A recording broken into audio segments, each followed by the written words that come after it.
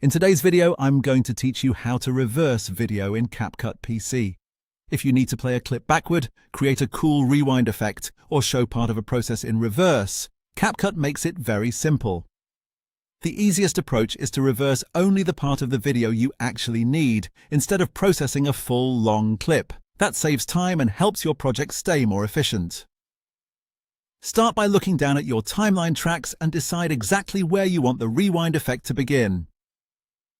Drag your playhead to that point carefully, because this determines the first frame of the reverse section. Once the playhead is in place, press Ctrl and B to split the clip. This cuts the footage at that exact moment. Next, move a few seconds farther down the timeline to the point where you want the rewind effect to end. Press Ctrl and B again to create another split. Now you should have a middle section separated from the rest of the clip. Click once on that isolated middle block to highlight it. Make sure that only this section is selected because this is the piece CapCut will reverse. With that clip block highlighted, move your mouse up to the small horizontal shortcut toolbar located right above the timeline tracks. Take a moment to scan across the icons until you find the reverse tool. It looks like a circular arrow looping backward. Once you see it, click it one time.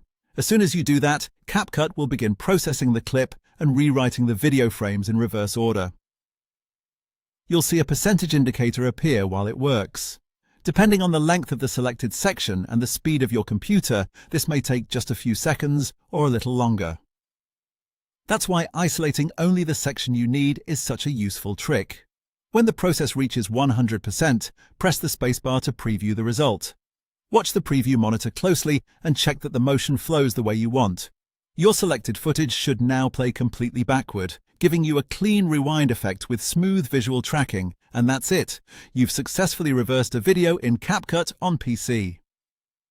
If you want the effect to look more polished, just be intentional about where you place those split points so the reverse section starts and ends naturally.